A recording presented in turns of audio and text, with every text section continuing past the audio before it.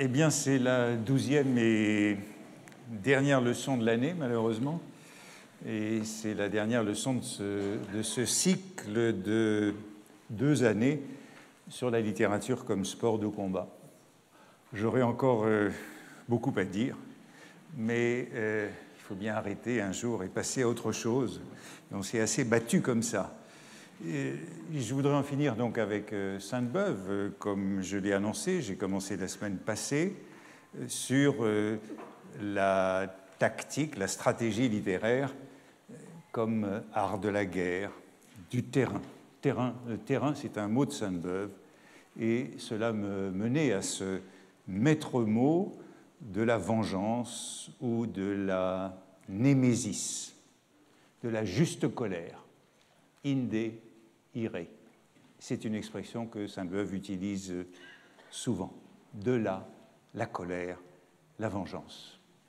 Et je voudrais parler aujourd'hui de cette guerre, ou de cette animosité en tout cas, qu'il a eue avec Chateaubriand et Balzac, mais ça fait beaucoup et je ne sais pas jusqu'où j'irai aujourd'hui. Mais commençons par cette sentence célèbre de Sainte-Beuve qui est recueillie dans les Pensées à la fin du 3e tome des Portraits littéraires. En critique, j'ai assez fait l'avocat, faisons maintenant le juge. Bon, cette phrase est bien connue.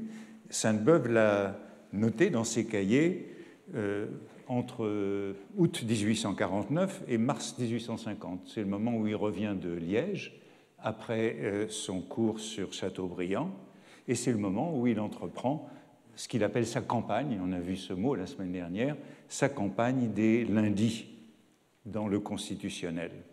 Les lundis, à la différence des portraits qui ont précédé, sont donc l'œuvre d'un juge plutôt que d'un avocat. Il s'est éloigné de ses contemporains romantiques. Mais, me semble-t-il, encore plus qu'un juge, il est un justicier et un vengeur. Et c'est cet aspect de son entreprise que je voudrais m'intéresser. Par exemple, on note toujours dans ses cahiers, dans le cahier brun, Cousin, Villemain, Guizot, ce sont, je disais la semaine dernière, ses aînés, ses rivaux de ceux qui l'ont précédé immédiatement et qui sont au sommet de leur gloire. Je ne serai content que lorsque j'aurai fait justice de cette génération si encensée. Il s'agit donc, toujours dans des rapports ambivalents avec eux, de faire œuvre, je dirais, moins de juge que de justicier. Je ne serai content que lorsque j'aurai dit sur tous ces hommes ce qu'ils pensent tout haut les uns des autres, les jours où ils ne sont pas coalisés et où ils ne s'entrecaressent pas. Lorsque j'aurai révélé comment ils parlent les uns des autres en privé, alors je serai content. Et il y a là cette, cette humeur du redresseur de tort, il faut régler des comptes. À ce moment-là, Sainte-Beuve est en colère contre eux. C'est après la publication de cet article « Les regrets » en août 1852, où il se rallie à Louis-Napoléon Bonaparte entre le coup d'État et la proclamation de l'Empire, et donc il est en froid avec ses amis orléanistes et aussi avec les légitimistes qui sont enragés par cet article.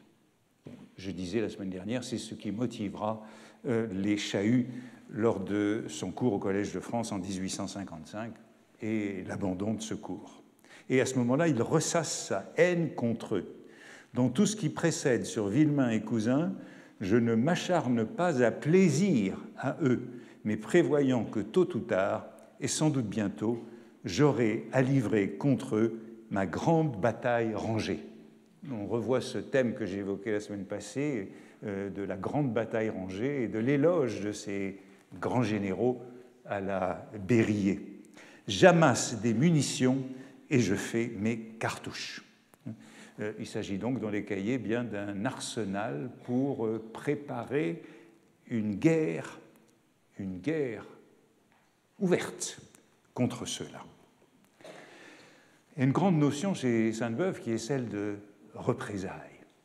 Ce sont des États, ce sont des principautés qui mènent des représailles, mais Sainte-Beuve considère que la littérature, ce sont des représailles, des dédommagements ou des vengeances permises. Voici ce qu'il dit de La Rochefoucauld en 1863. Battu en politique et en intrigue, malheureux à la guerre, finalement malheureux en amour, étant allé de mécompte en mécompte, M. de La Rochefoucauld n'avait plus de ressources véritables que du côté de l'esprit, et il demanda en effet aux siens tout ce qu'il put lui offrir de consolation, de dédommagement et de vengeance permise. On a donc cette idée d'une littérature qui sert à se dédommager des échecs, des ambitions frustrées, d'exercer de la vengeance contre les ennemis et aussi contre les amis, puisque nous avions vu la semaine dernière que contre les ennemis on se vengeait, ou des ennemis on se vengeait, mais aux amis, aux alliés d'un moment, contre eux on exerçait des malices. Et cette conception de la littérature comme représailles ou comme vengeance permise, je dirais encore règlement de compte, Sainte-Beuve l'applique notamment aux mémoires, à tous les genres personnels. Et il traite abondamment des mémoires dans ses lundis. Nombreux sont les écrivains qui sont présentés comme exerçant des représailles. Sainte-Beuve évoque, il a une expression qui revient souvent, c'est celle d'arrière-pensée de représailles. Par exemple, Rousseau a une arrière-pensée de représailles contre la société, où il emploie encore, à propos de Rousseau, l'expression de représailles vengeresses, ce qui est une sorte de pléonasme, ou d'aggravation de représailles ou percer l'esprit de vengeance. Donc on a souvent cette idée d'esprit de vengeance, de pensée de représailles, de sentiment de représailles. Par exemple, dans ce portrait de... Bon, les représailles, c'est une sorte de vendetta, ça vient d'ailleurs de l'italien. Portrait de Vigny en 1835. Le poète méconnu, étouffé, ulcéré, que les gouvernements haïssent ou dédaignent, que la foule ne couronne pas, devint pour M. de Vigny un héros favori dont il revendiqua les douleurs et dont il vengea l'angoisse. Le succès de sa maréchale d'encre, lent, modéré et de plus d'estime que de retentissement, confirma en lui sa pensée de représailles. Son plus beau triomphe fut Chatterton. Donc il y a un sentiment de vengeance. Vigny est animé par l'esprit de vengeance au cours de son œuvre, y compris de manière posthume, puisqu'il prépare des vengeances posthumes, notamment contre Sainte-Beuve.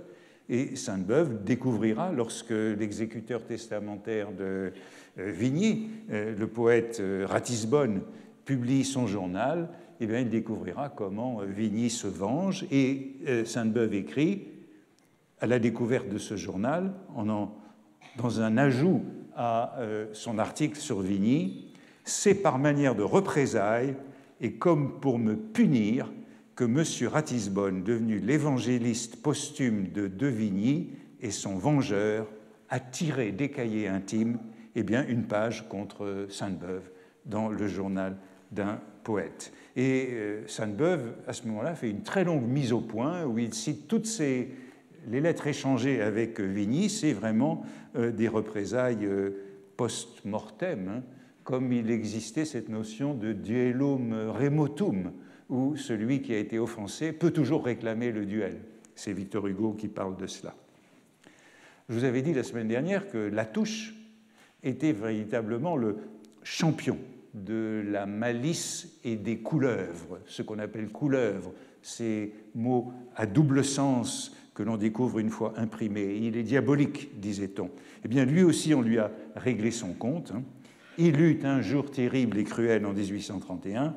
Ce fut celui où M. Gustave Planche publia dans la Revue des Deux Mondes l'article de la haine littéraire dont M.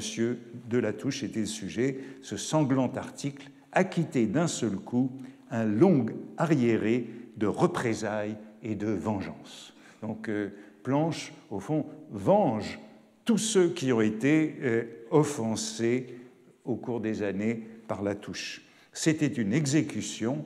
Depuis ce jour, M. de Latouche se montra plus circonspect avec les nouveaux venus. Il eut des avances toutes particulières pour les jeunes talents. Il eut même des retours et des repentirs sur ses rancunes passées, mais il était trop tard. Donc, il y a là une vengeance collective à travers Planche, qui était peu aimable d'ailleurs, de toute une génération d'écrivains malmenés par ce diable de la malice et de la couleuvre. Mais c'est à propos de Chateaubriand que Sainte-Beuve va le plus loin dans sa réflexion sur la littérature comme vengeance et représailles. Chateaubriand, dit-il, est profondément et naturellement indifférent à toute vérité. C'est dans le Cahier vert, c'est une note du Cahier vert qui dit cela. Il est le premier de cette époque moderne où le talent et l'expression l'emportent décidément sur l'intérêt de la chose pensée. Et pour parler à la moderne de tous les condottieri de la plume. Oui, j'ai souvent employé cette expression depuis 2 ans, les condottieri de la plume. Eh bien, nous dit Sainte-Beuve, Chateaubriand en est le premier officier de fortune et le plus brillant. C'est un peu avant la mort de Chateaubriand qu'il note cela. Chateaubriand est donc le modèle de tous les, on avait vu la semaine dernière, de tous les charlatans, ceux qu'il appelle charlatans, et les condottieri, que sont les écrivains contemporains. Il est vraiment le patron des écrivains du siècle, de ces écrivains combattants, y compris ceux des générations de ces enfants qu'il traite avec dédain. Et pour parler de cette, de cet esprit de représailles dont Chateaubriand est le parangon, Sainte-Beuve se fonde sur Chateaubriand lui-même, qui, dans le génie du christianisme, fait de la vengeance et de la malice le motif de l'écriture de ce genre particulier de l'histoire que sont les mémoires. Et l'expression vengeance et malice, j'avais associé ces 2 termes dès la semaine dernière, eh bien ça vient de Chateaubriand. C'est dans un passage que Sainte-Beuve cite plusieurs fois parce qu'il est important pour lui. Par exemple, dans un article de 1850 où il parle du cardinal de Rais. Et il dit, à propos du cardinal de Rais, dans un chapitre du génie du christianisme, où Chateaubriand examine pourquoi les Français ont tant de bons mémoires et si peu de bonnes histoires, M. Chateaubriand, touchant à un défaut qu'il sentait mieux que personne, la perfidie de Sainte-Beuve, ici, a dit « Dans ce genre d'histoire, c'est-à-dire les mémoires, il, le Français, n'est pas obligé de renoncer à ses passions dont il se détache avec peine, il s'enthousiasme pour telle ou telle cause, tel ou tel personnage, et tantôt, insultant le parti opposé, tantôt se raillant du sien, il exerce à la fois sa vengeance et sa malice. Vous voyez, vengeance contre le parti opposé, malice contre son propre parti, les 2 formes de la méchanceté. On se bat à la fois contre ses ennemis et contre ses amis.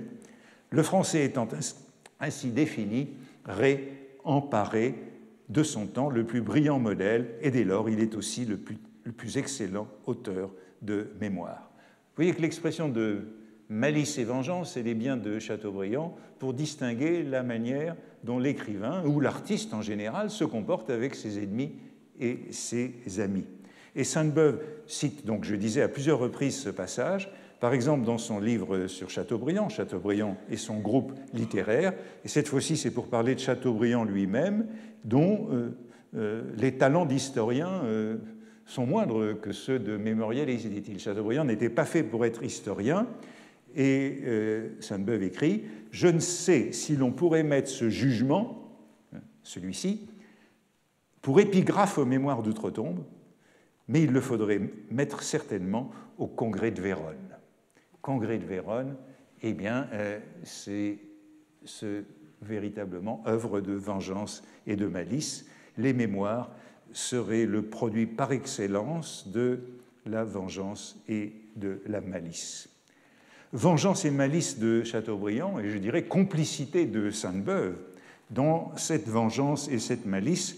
Je crois qu'il n'y a pas de meilleur exemple qu'une anecdote que Sainte-Beuve raconte et reprend assez souvent, c'est l'anecdote du Grand Dadais, à laquelle il revient volontiers. C'est à propos des relations de Lamartine et de Chateaubriand. Lamartine et Chateaubriand ne s'aiment pas, ils sont rivaux, mais ils ne le montrent pas, en tout cas en public. Ils s'entrecaressent en public, mais en privé, c'est autre chose. Il est vrai que dès ce temps-là, c'est ce que Sainte-Beuve écrit dans les Chateaubriannas, ces anecdotes qui sont à la fin de Chateaubriand et son groupe littéraire. Il est vrai que dès ce temps-là, le dos tourné, Lamartine ne se gênait pas et disait en parlant de Chateaubriand, je le voyais à la messe l'autre jour, figure de faux grand homme. Donc, encore un charlatan. Un côté qui grimace. Mais ces choses se disaient en causant et ne s'imprimaient pas. Le décorum s'observait devant le public. Donc voici la bonne anecdote de Chateaubriand qui termine le second tome avec ce balancement des malices ou des malveillances. Monsieur de Chateaubriand n'était pas en reste.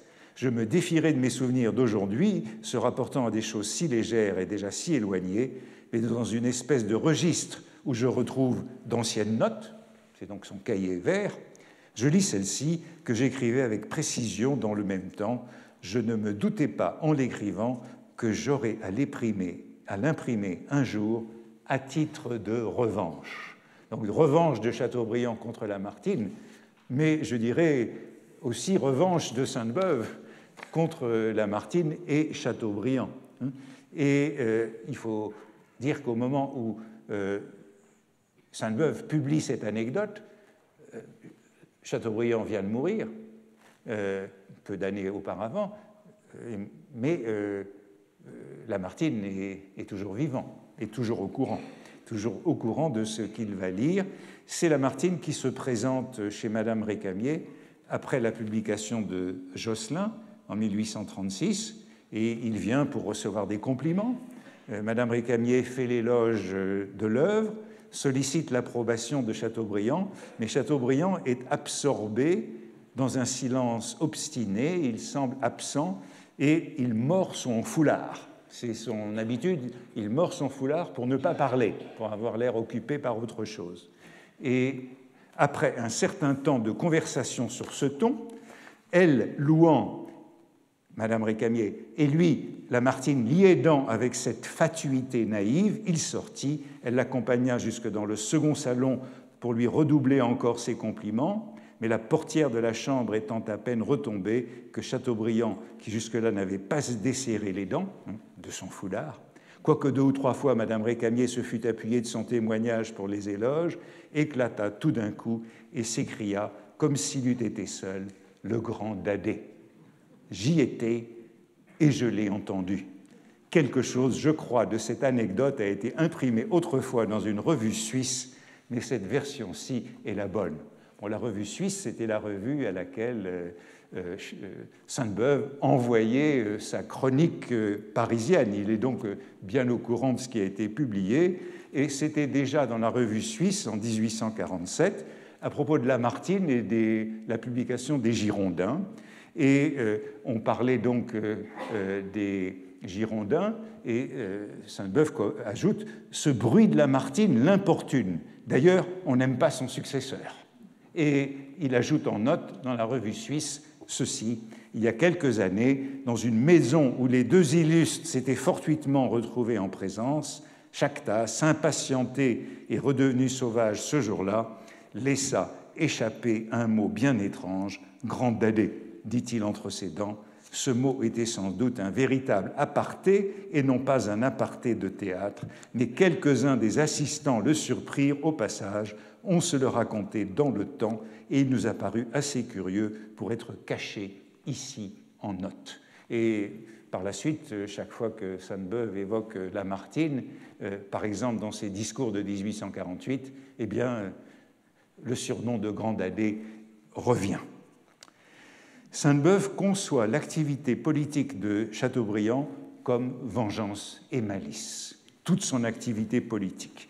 Durant, dit-il, c'est dans une leçon de Chateaubriand et son groupe littéraire, durant sa seconde période active, dans son rôle politique, c'est-à-dire après 1814, il y entra, il s'y précipita la torche et le glaive à la main par le pamphlet de Buonaparte et des Bourbons. Il ne continua point toutefois sur ce ton de frénésie vengeresse et sans jamais éteindre en lui l'esprit de parti, sans jamais amortir la personnalité la plus âpre, il laissa à son propre bon sens de fréquentes et larges issues. Vous voyez ce Chateaubriand, le glaive à la main, avec cette frénésie vengeresse qu'il anime dans toutes ces époques, qui a consisté à accabler le vaincu de Buonaparte et des Bourbons. Chateaubriand est décrit par Sainte-Beuve comme un franc-tireur, mais il lui reconnaît quelques moments de bon sens, même s'il reste partisan, fanatique de personnalité. Mais pour Sainte-Beuve, dans les Chateaubriandas, il n'y a plus beaucoup d'exceptions. Chateaubriand, en terminant ses martyrs, faisait ses adieux aux muses.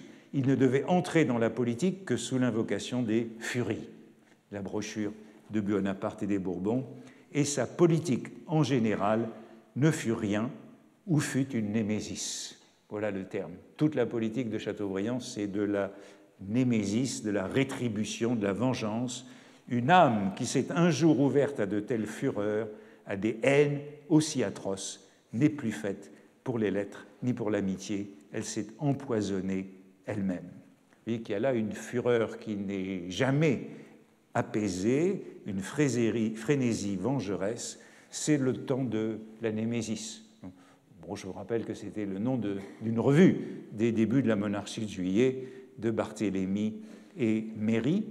Mais pour charger ce Chateaubriand de la Restauration, Sainte-Beuve cite un périodique libéral, Le Censeur, qui, dès 1815, accuse Chateaubriand d'être animé par la némésis, alignant des injures gratuites contre Carnot dans ses réflexions politiques pour arriver aux mêmes conclusions qu'il convient de se rallier à la charte.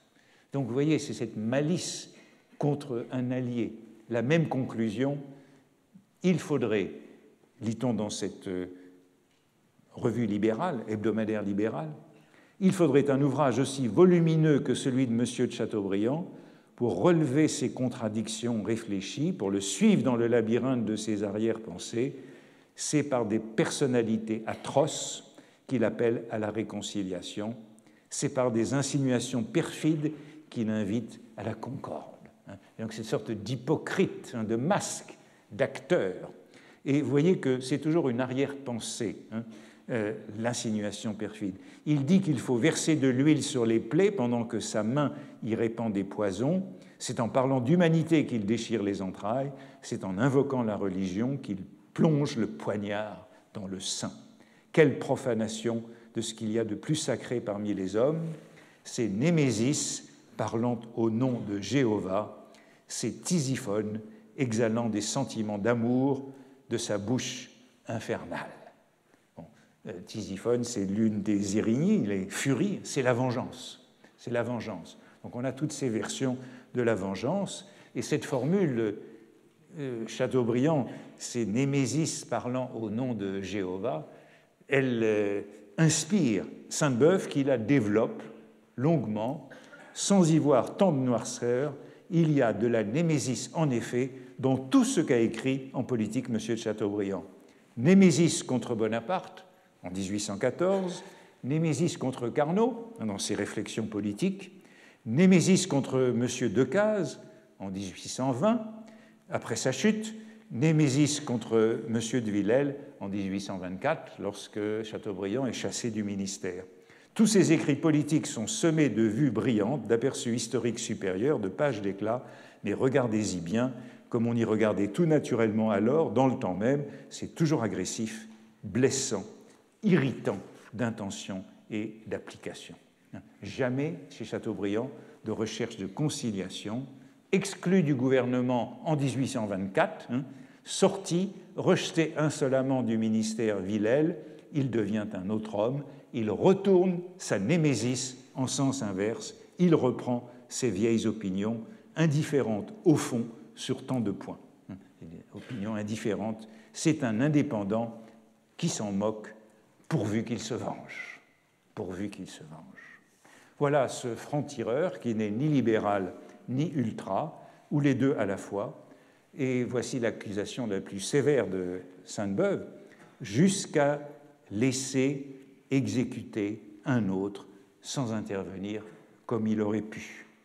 Mon malheureux cousin, Armand de Chateaubriand, fut fusillé à l'apparition des martyrs.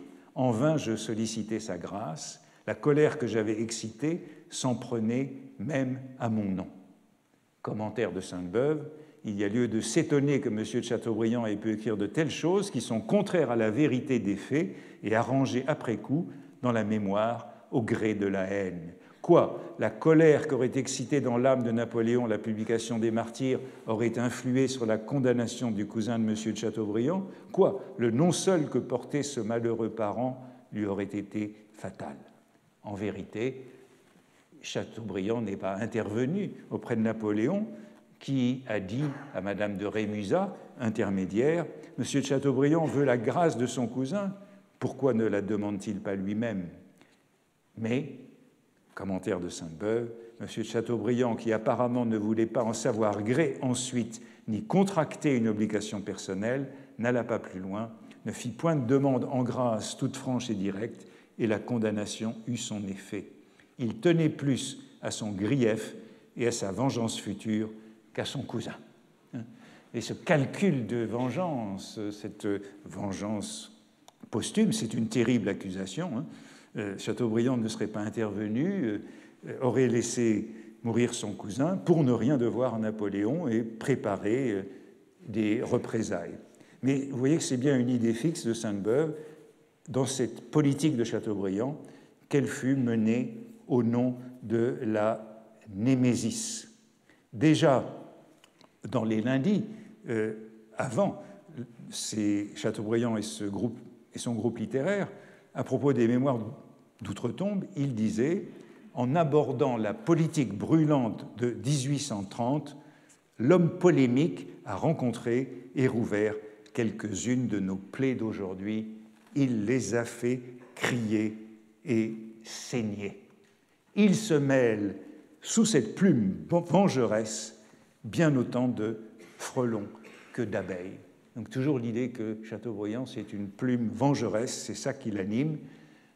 La plume de M. de Chateaubriand ressemble à l'épée de Roland, d'où jaillit l'éclair, mais ici, sur les choses de 1830, c'est l'épée de Roland furieux qui frappe à tort et à travers dans le délire de sa vanité.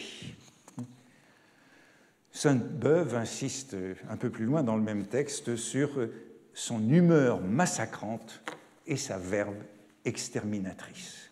Et vous voyez, on avait déjà rencontré cette image de l'épée de Roland pour Chateaubriand lorsqu'il l'a comparée à l'épée d'Armand Carrel. C'est vraiment un leitmotiv dans les pages de Sainte-Beuve sur Chateaubriand que cette dimension vengeresse. Et par exemple, quand il compare l'attitude de Chateaubriand lorsqu'il est exclu du ministère des Affaires étrangères et celle de son prédécesseur et ami, Mathieu de Montmorency, Sainte-Beuve dit « Quelle différence de conduite et d'attitude entre ces deux ministres remerciés. D'un côté, des accents de rage vengeresse, de l'autre, le calme, la sérénité de l'élévation.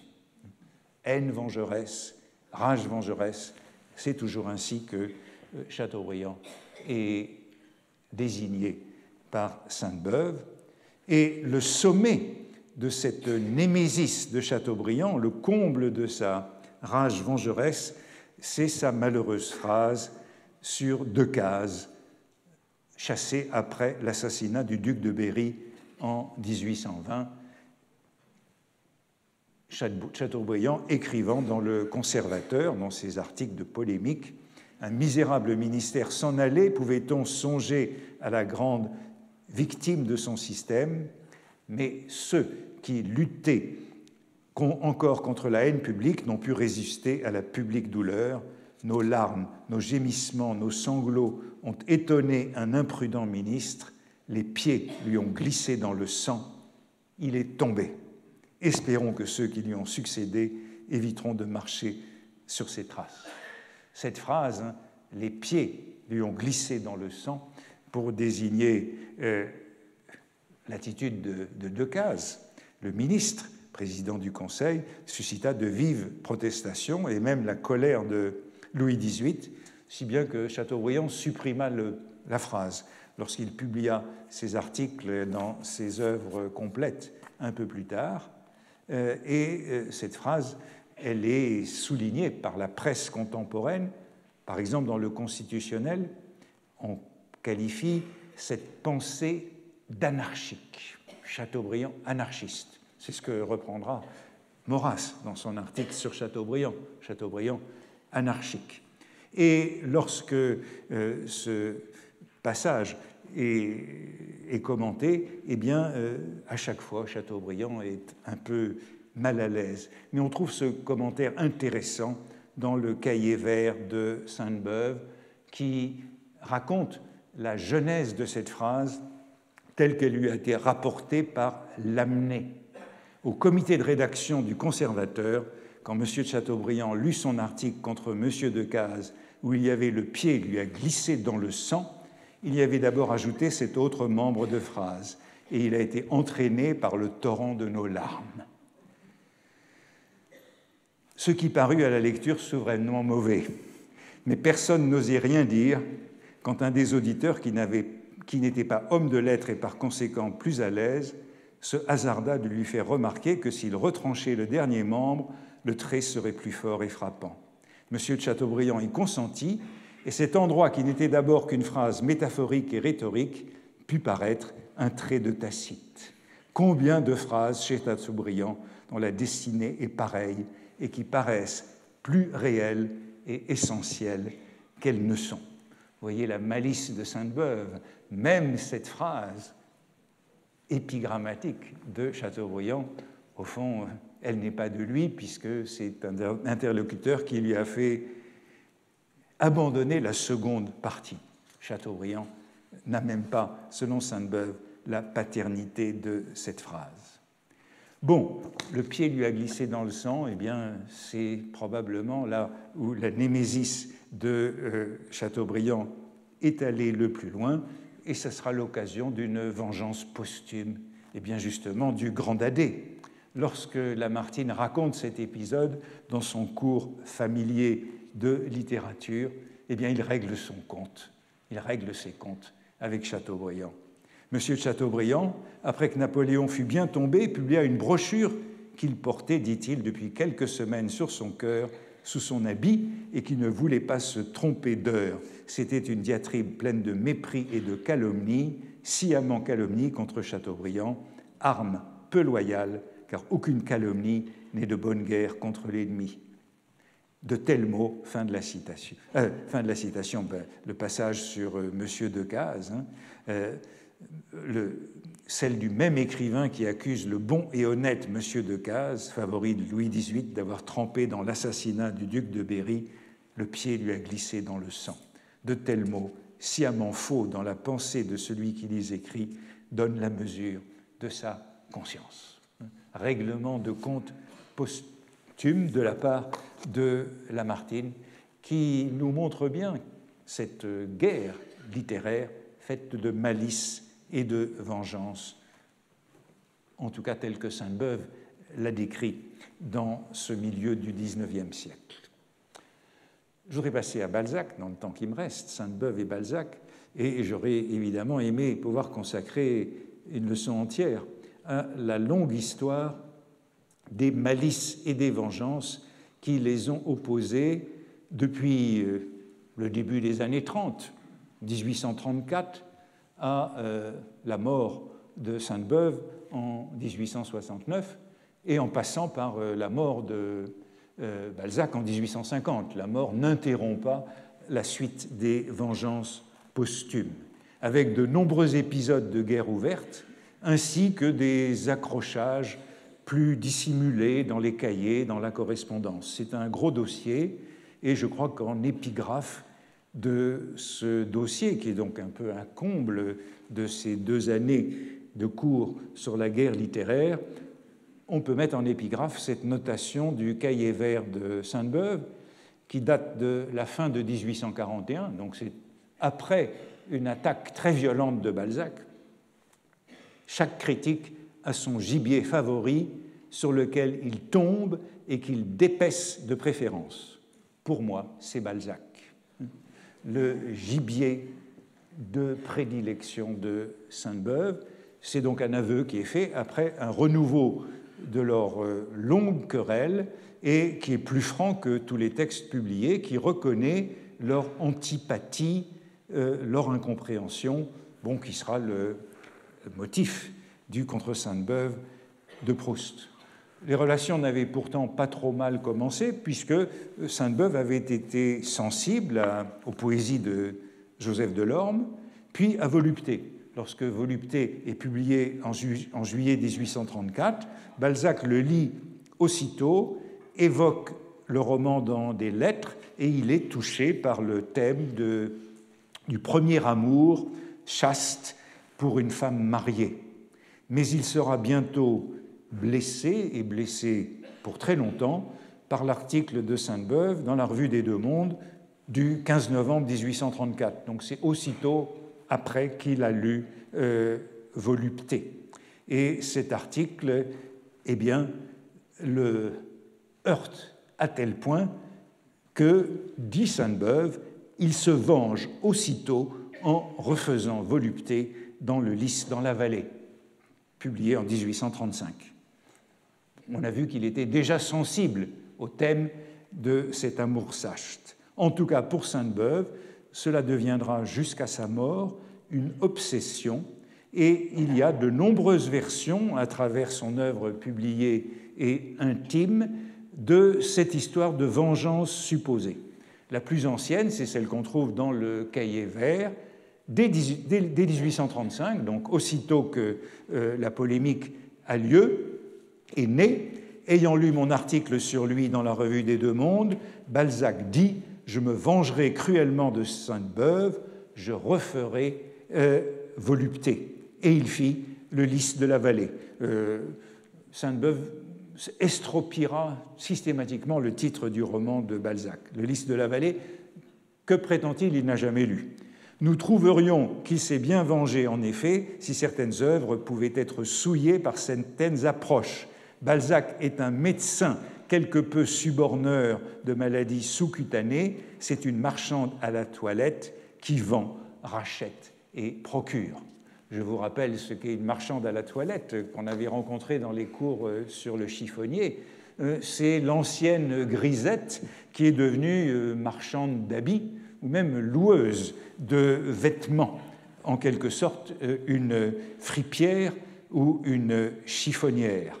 Et Sainte-Beuve revient très souvent sur ce motif de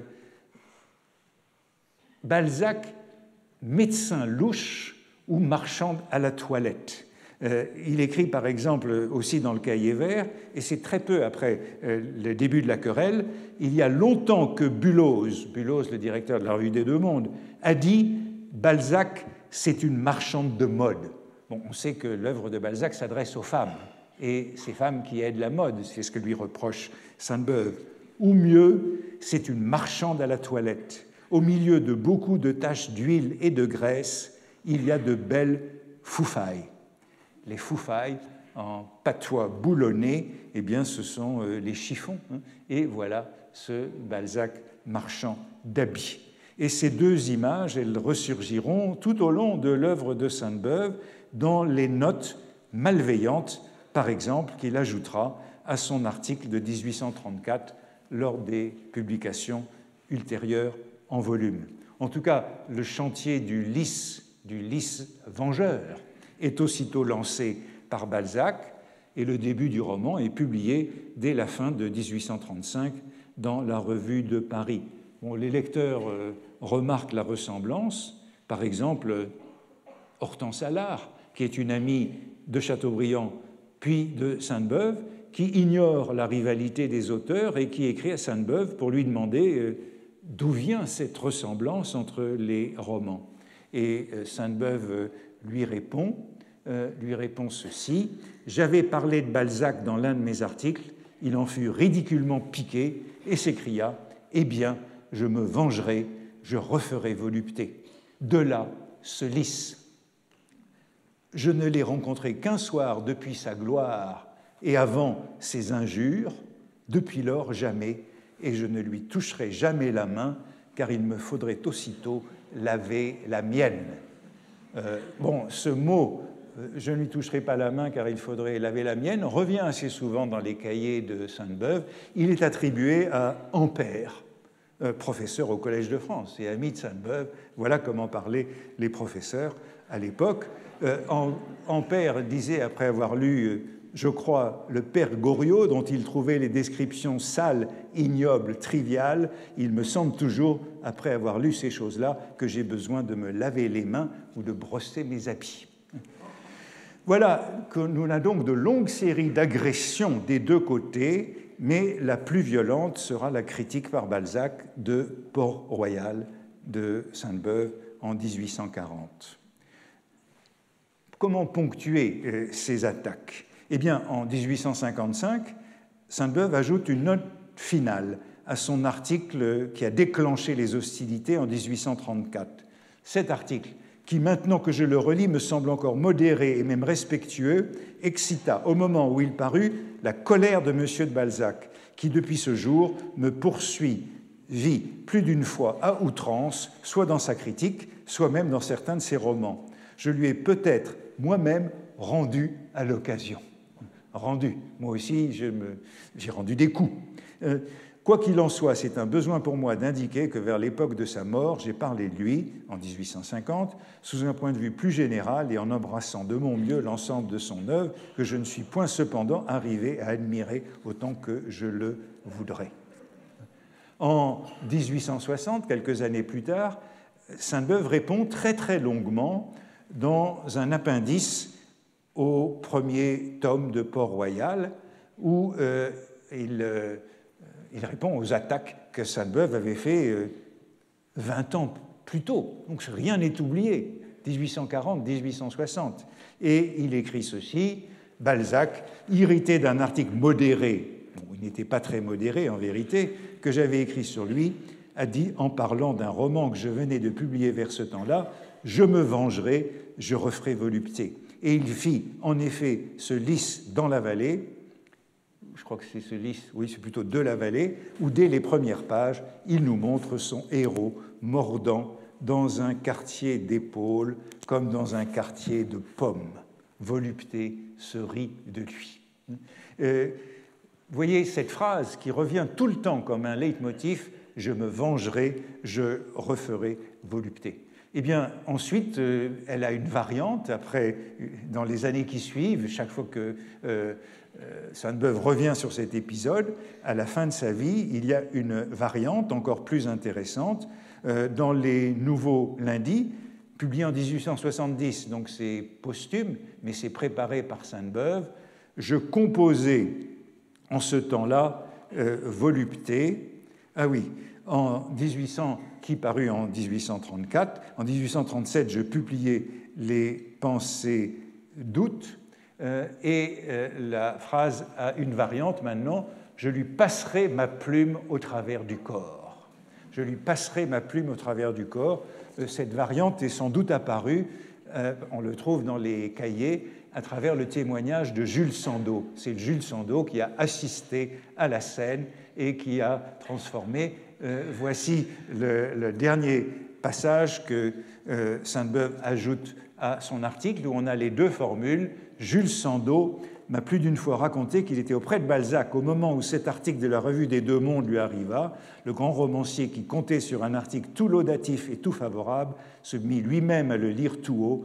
Les premières pages ne le choquèrent pas trop et il continuait d'assez bonne humeur sa lecture, mais bientôt son visage se rembrunit. Il jeta la revue et s'écria dans sa colère « Il me le payera, je lui passerai ma plume au travers du corps. » Et il ajouta pour complément de vengeance « Je referai volupté. » Vous voyez que les formules ont changé et cette dernière ébauche, je lui passerai ma plume à travers le corps, je crois que Sainte-Beuve la répète très souvent, elle résume au fond un peu ces 2 années de cours. On peut passer une plume à travers le corps. Il y a une autre formule que Sainte-Beuve aime bien utiliser, c'est aiguiser le fil de la langue. Le fil de la langue dans les malveillances et les malices. Eh bien, qu'est-ce qui a tellement heurté Balzac dans l'article de Sainte-Beuve en 1834 ? C'est sans doute que Sainte-Beuve évoquait ses débuts difficiles, ses débuts littéraires, ses tâtonnements multipliés.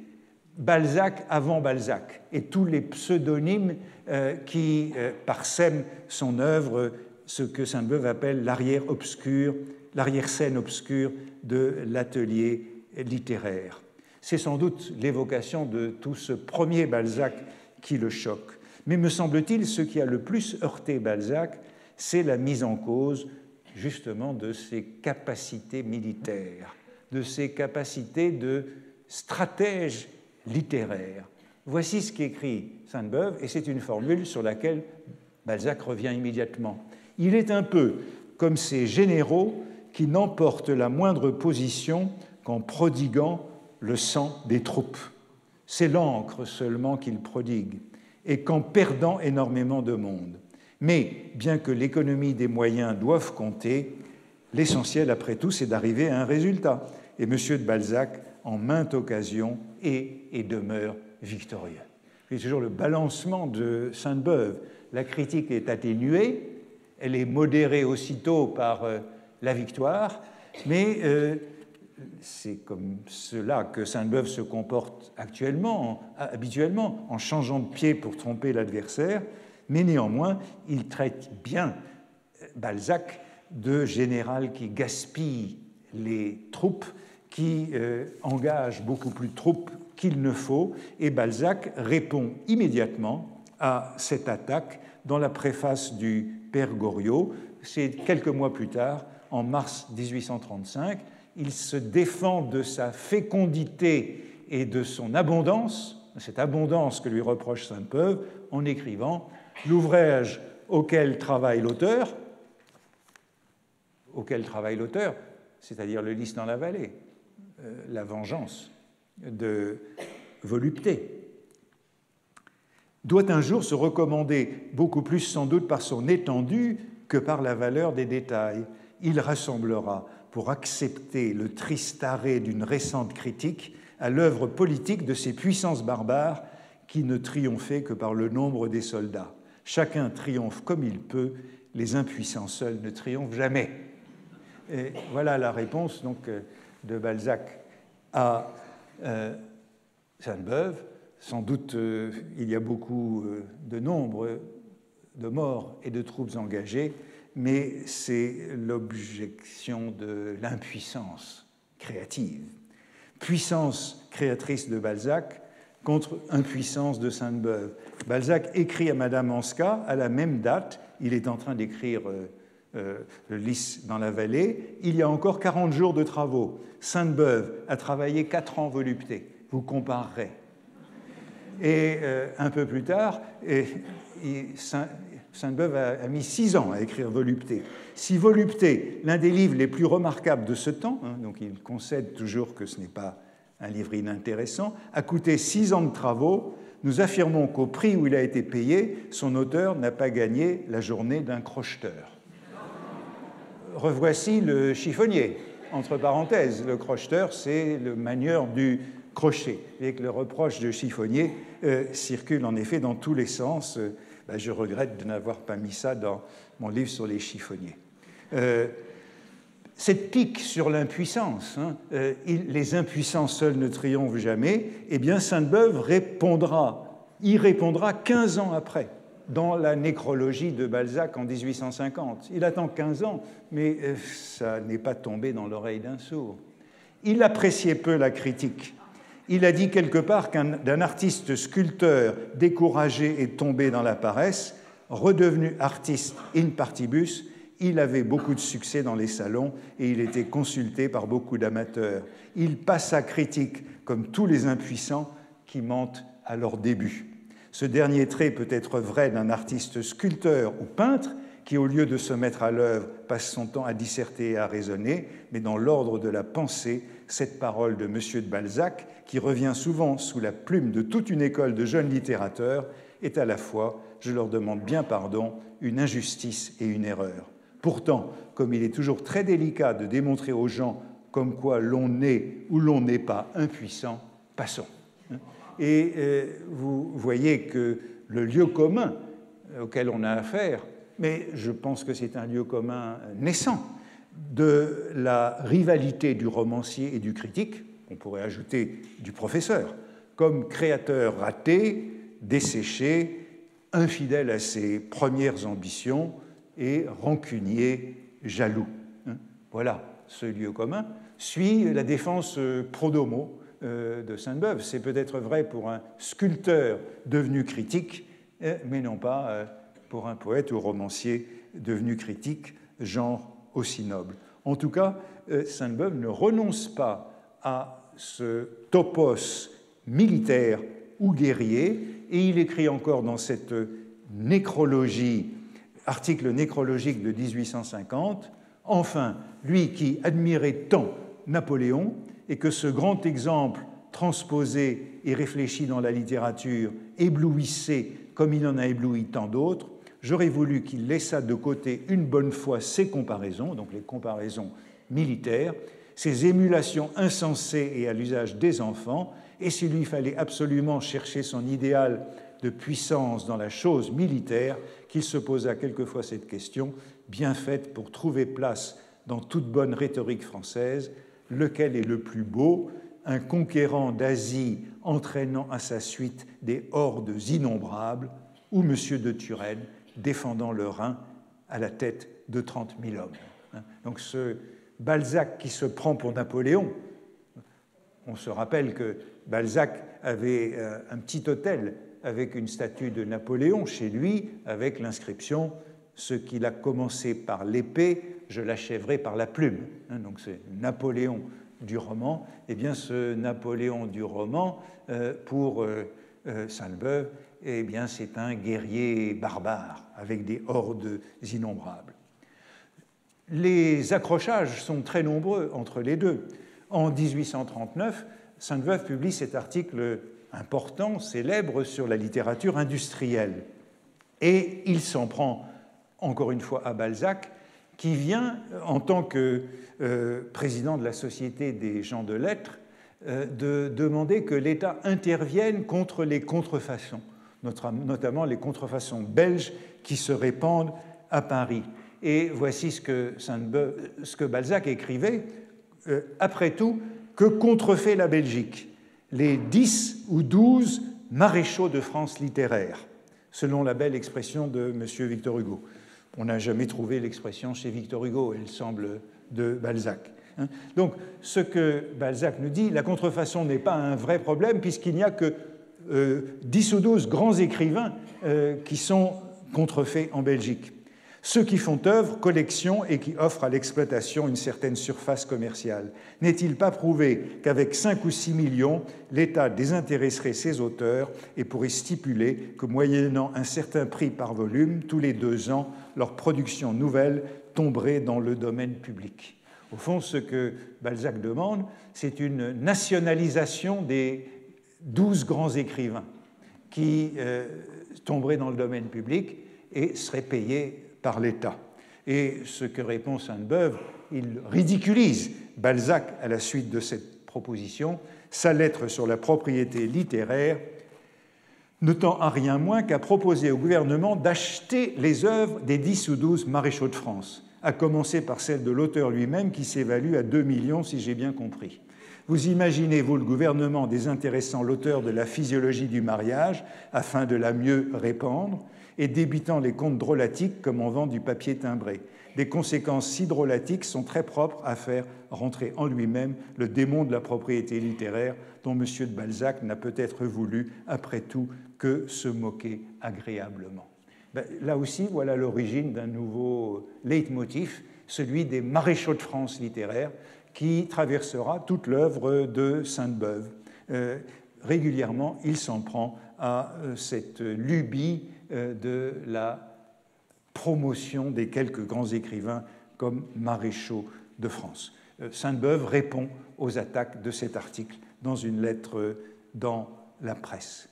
Autre pic de Sainte-Beuve, l'année suivante, parce que c'est le moment en 1840 où véritablement les hostilités ne cessent plus, dans un article 10 ans après en littérature, où Sainte-Beuve évoque les 10 années écoulées, qui sont celles de la gloire de Balzac, 1830-1840.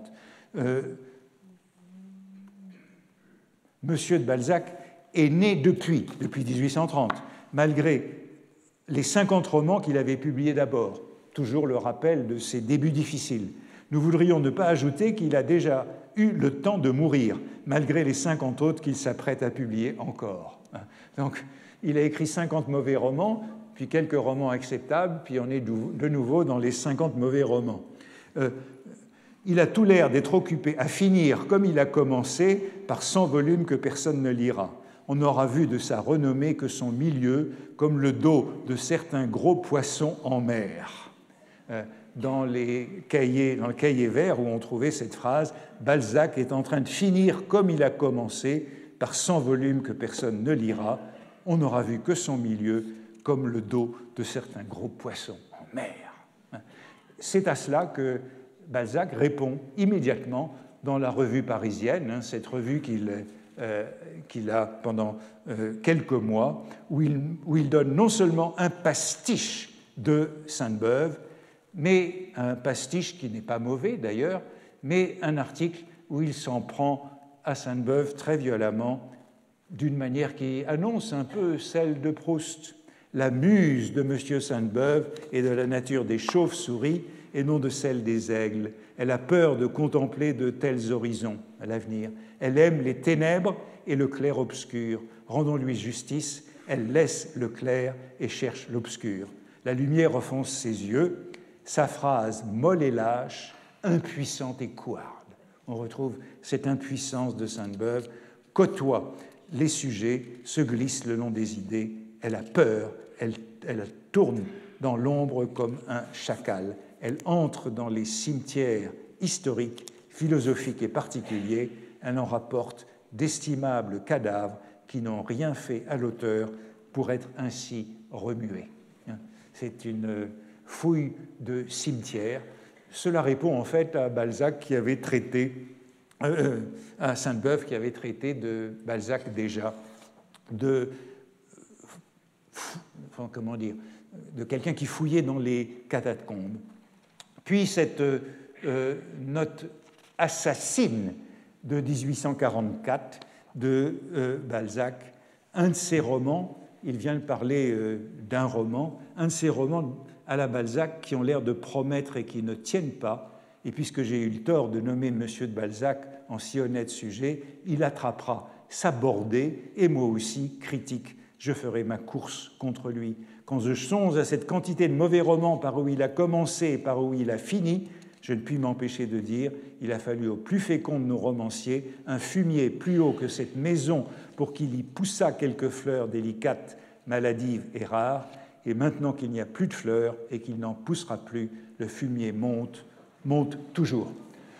Ce sont des phrases que Sainte-Beuve a écrites dans ses cahiers de nombreuses années plus tôt et qu'il a accumulées jusqu'au moment où enfin il peut utiliser cet arsenal. Voilà l'histoire qui se poursuit encore longtemps, notamment dans les attaques contre le retour des personnages, puis contre les talents de Balzac critiques dans l'article sur Port-Royal. Et je voudrais aller vers le dernier texte que je voulais évoquer, lorsque Sainte-Beuve revient à la fois sur cette colère et cette allusion au maréchal de France. C'est l'un des derniers textes. Je ne l'ai personnellement rencontré de près que 2 fois dans ma vie, cet étrange personnage dont je ne parlerai même pas ici avec toute la liberté qu'exigerait un portrait fidèle et que j'aurais peut-être acquise à son égard. Je dois dire seulement que dans ces 2 seules rencontres où il me parla, j'eus à me garer en face de lui du torrent et du déluge de ces louanges qui portaient à la fois sur mon roman et sur mes vers, donc avant 1834, je n'avais qu'à les lui rendre du même calibre, et l'alliance entre nous était conclue. J'avais chance d'être promu par lui, comme un autre, à la dignité de maréchal de France littéraire. J'éludai, je me dérobais, et la fin de la phrase, de là sa colère, son besoin de vengeance et son intrusion sur les terres de Port-Royal. De là sa colère, inde, iré, de là la colère. Et vous voyez que Sainte-Beuve résonne toujours en termes de terrain. Il est venu sur mon terrain, il s'est fait battre sur ce terrain. Il dit que dans Port-Royal, j'ai profité de l'avantage du terrain. Mais on trouvera jusqu'au bout, dans les cahiers de Sainte-Beuve, des tirades contre Balzac. Les comptes ne seront jamais réglés, même pas par ses représailles posthumes après la mort de Balzac en 1850. Et l'une des dernières notations de Sainte-Beuve dans son cahier brun, à la fin de sa vie, est celle-ci: il était aussi impossible à Balzac de comprendre les âmes de Port-Royal qu'il est impossible à un sanglier de respecter la candeur des lys et de ne pas troubler le cristal des fontaines. Cela nous confirme que ce différend n'a jamais été réglé. Quelques mots de conclusion de ces 2 années de cours, mais j'ai plus beaucoup de temps pour conclure, et donc je ne le ferai pas. Il s'agit plutôt juste de tirer les rideaux et de proposer une transition vers le cours de l'an prochain, que je n'annonce pas tout de suite, parce que, comme vous le savez, j'ai jusqu'au mois de juin pour le déclarer à notre assemblée des professeurs de la fin du mois de juin, mais je sais à peu près ce que j'ai à l'esprit, et même si j'étais un peu vite sur ces dernières séances, et notamment sur Sainte-Beuve et sur Balzac, eh bien, vous ne perdrez rien pour attendre. Mais il y a une question qui m'a été souvent posée depuis 2 ans que je parlais de la littérature comme sport de combat dans ce milieu du XIXe siècle, essentiellement Restauration, Monarchie de Juillet, Second Empire. Question qui m'a été posée depuis 2 ans souvent, c'est celle du temps présent. On voudrait que je me prononce sur ce qu'il en est aujourd'hui. La littérature est-elle encore un sport de combat, un art martial, une escrime, une boxe, puisqu'on a vu toutes ces métaphores, comme à cette époque qui, vous avez vu aujourd'hui, dans cet exemple, des longues polémiques entre Balzac et Sainte-Beuve étaient sanglantes. Bon, le duel a disparu, ce duel qui a provoqué la mort de beaucoup d'écrivains dans cette période. Il a disparu pour de bon en France avec la Grande Guerre, la guerre de 14-18, qui a répandu trop de sang pour que les querelles de style se règlent sur le pré. Et on peut peut-être faire l'hypothèse que les guerres, la violence du XXe siècle, ont quelque peu apaisé la vie littéraire. J'avais fait l'hypothèse l'année passée que pendant toute cette période, l'État n'avait pas réussi à exercer le monopole de la violence symbolique. Et c'était pourquoi cette violence s'exerçait par la plume et par l'épée. C'est pourquoi on passait les plumes, voire les épées, au travers des corps de ses amis, voire de ses ennemis. Il semble que les pamphlets d'aujourd'hui soient beaucoup plus apaisés que les pamphlets, fussent-ils ceux des années 1930, qui nous semblent assez étrangers dans les années 2000. Vous voyez les polémiques récentes sur les pamphlets de Céline, faut-il ou non les rééditer, ou tout récemment sur les 150 ans de la naissance de Maurras et sa présence ou non dans le livre des commémorations nationales. Tout cela semble attester une certaine pacification de l'écriture, et je crois qu'on ne trouverait rien d'équivalent à ce que j'avais analysé dans les séances précédentes, la très longue croisade de Veuillot contre Hugo, ces attaques extrêmement vigoureuses, mais en même temps qui témoignaient de la reconnaissance par Veuillot du génie de Hugo, puisqu'il disait qu'il était le plus grand poète peut-être de tous les temps, ni on ne trouverait rien d'équivalent à cette guerre de 35 ans entre Sainte-Beuve et Balzac. Je crois que nous en sommes assez loin. Est-ce que cela veut dire que la littérature est devenue un lieu de paix, un lieu de non-conflit? Je n'en suis pas sûr, mais peut-être après tout, est-ce simplement que la littérature est aussi moins vivante, puisque c'était ça, la vie de la littérature, cette possibilité de verser le sang. Donc je ne souhaite pas que nous revenions à ces mœurs violents, mais ces mœurs violentes témoignaient certainement d'une vie très active de la littérature. Et voilà que le cours est terminé pour cette année.